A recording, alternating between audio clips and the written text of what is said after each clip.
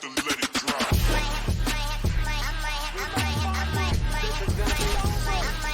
Let it drop. Detroit Lions fans, welcome back in. Stephen Will, your favorite Detroit Lions content show. All right. If we're not your favorite, I'd hate to see who your favorite is. It's got to be us. I'm sorry. Just has to be. Hit that subscribe button. Will, do we get a little low? My favorite is Chef Theo. That's my favorite Detroit Lions content. Just want to put that out there. There's a lot of backstory to that, but the people aren't here for that. So, Will, let me ask you a question. Calais Campbell of the Miami Dolphins said something very interesting the other day. He said that once the Miami Dolphins are eliminated from playoff contention, he would like to be placed on waivers so that he could be picked up by a team who is in contention for a Super Bowl. My immediate thought is our whole defensive line has been put on a bus and driven off of a cliff, and they're all hanging out in the injury room right now. Would Calais Campbell be a good fit for the Detroit Lions? Steve. Calais Campbell is a senior citizen. Calais Campbell, if him and I go to the store, he's paying so I can get a senior citizen discount. Like I see Calais Campbell in this news and people talking about it. I see it bouncing around on Twitter, and all I can think to myself is, are you nuts? Get him on the team immediately. He is a freaking man. He's a man. Like, there's a few people in this world, Steve. Like Michael Bennett was another one. My man just out there playing without freaking shoulder pads. Like if you told me he wanted to jump on the team right now, I'd be like, yeah, under his uniform. Yeah, like what are we doing? Calais Campbell is a man amongst other men. Like he's just a different level of man. I don't care what the situation is, Steve. If Calais Campbell is available for this type of run, now I wouldn't want him for a whole season where he has to be healthy. Like Father Time is undefeated. But if you're telling me, Steve, for 6 games just to come in, and really 5 games, because it would be after Miami loses this week, I would love to have him because he is a guy who can win his one-on-one matchup, and I still think that he can probably bust up some double teams. Like if I'm a running back, and you're telling Jahmyr Gibbs, who's going to be the guy for the next few weeks, you're telling me I gotta go deal with Calais Campbell if he comes free? Steve, get him on the team. I hope that all 6'8", 280 solid pounds of him doesn't take you calling him old as any type of disrespect, Will, because thoughts and prayers will be with you. I'll say nice things at your funeral. I'll say, hey, look, RIP Will. He talked about an old man who was 4 times his size, and this is where Will lies now. I'll tell you this: he walks in this room, I'm apologizing immediately. Yeah, I listen at this point, and I remember when we were talking our free agency stuff in the offseason, Calais Campbell's name kept coming up as that other defensive end on the other side of Hutch, and we were like, I remember saying I would take Calais Campbell if we had a good free agency and we had the luxury to sign someone for just 1 year where you're not expecting a lot out of him.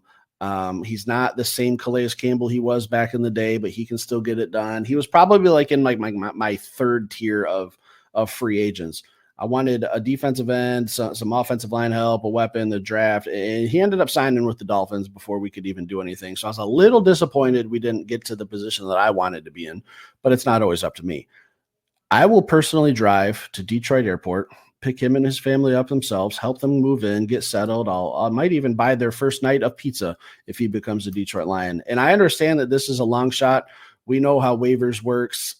What he said is I want to be placed on waivers, which means the Detroit Lions would be at the bottom of that option to pick him up.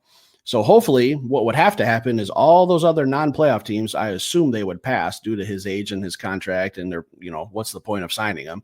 And then you start getting into those playoff teams like a Minnesota. Did they do it to block us? Green Bay, maybe. Did they do it to block us? And all the other playoff teams would have to pass. So we would need a lot of luck.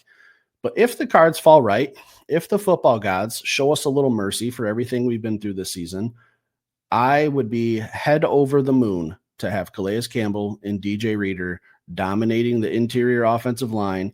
No more getting pushed around like we did against the Buffalo Bills.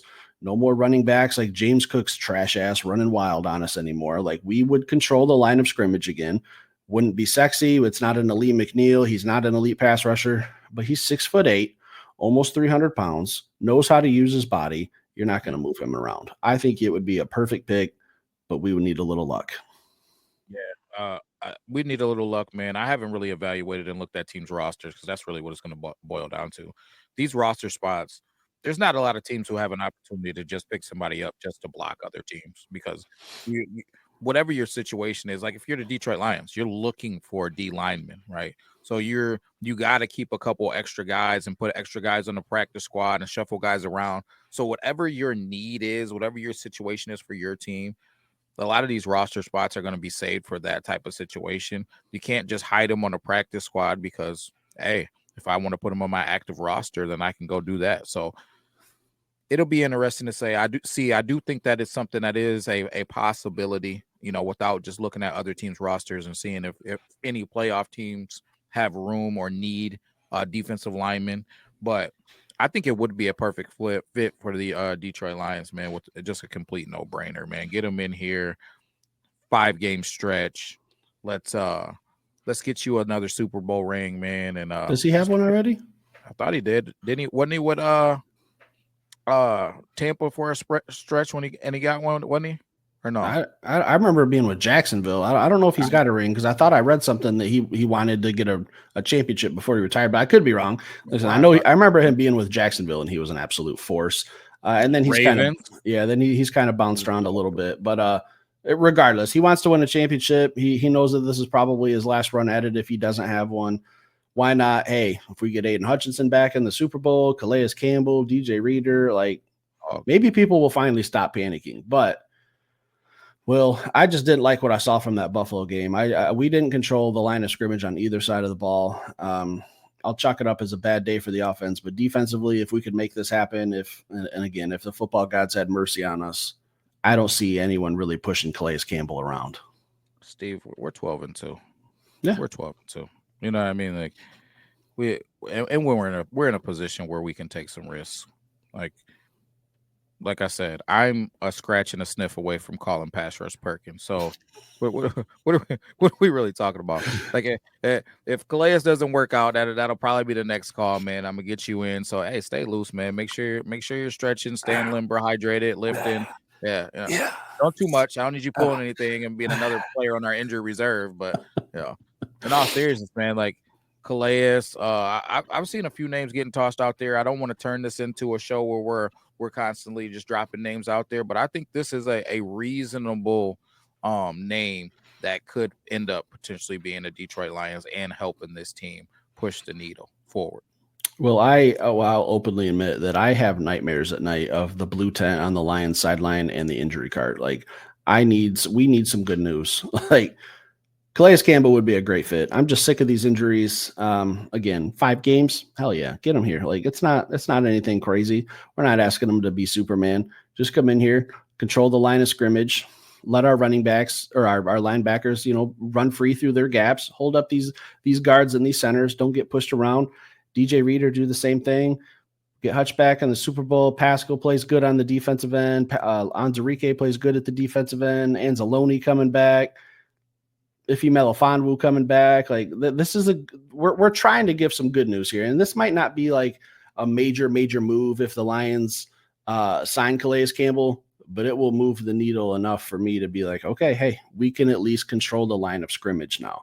I think that's all that he's really going to be doing. He's not going to be Chris Jones from the Chiefs going out and getting 3 sacks in the Super Bowl and nothing like that. But I did not like what I saw from our defensive line, mainly the interior, especially when Ali McNeil was even in the game at times, just getting blown off the ball. Didn't like it.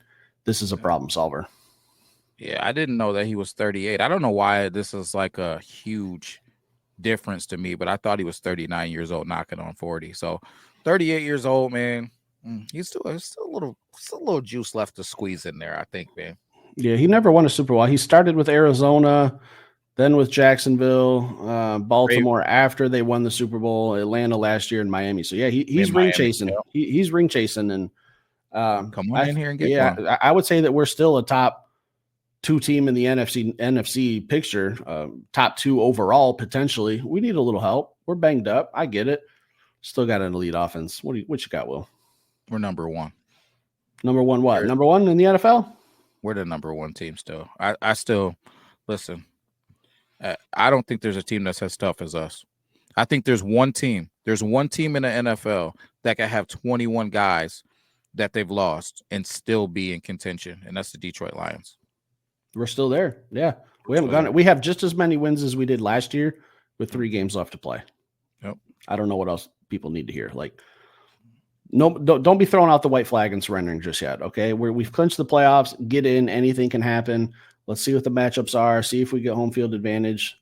It's way too early to be saying. I saw someone the other day, I think it was yesterday, post on a comment on our show. Man, it's time to start thinking about the draft. I don't know why that one comment stuck out to me. And I know this is a little off topic, but that's an old SOL mindset. And I'm guilty of that mindset. I remember I say it all the time on live on air. At this point in the season, we've been through it where it's week 16 and we're talking draft picks. Hey, it's time to tank. Like, there's no point in winning this game. We're already eliminated from the playoffs. Let's try to set ourselves up. 12-2, you're already in the playoffs. Why is that your mindset, to be focused on the draft? The draft's in April. I only give a shit what happens the rest of December, January, February 8th, I believe, is the Super Bowl. I plan on being in New Orleans. End of story. Like, if you want to worry about the draft, give up on the team, that's fine. Hey, let me get those tickets from you. We'll post them on our Detroit Den 313 Facebook page. We'll give them to a subscriber, a follower, or something. Send them on over to Uncle Steve and Uncle Will. We'll take those off your hands for you at Christmas time. So that's all I got for tonight, Will. You got anything else? That's it, man. Go Lions. Let's get it. Leave some comments. Hit that subscribe button. Stick around. We'll be back later with another show. Peace.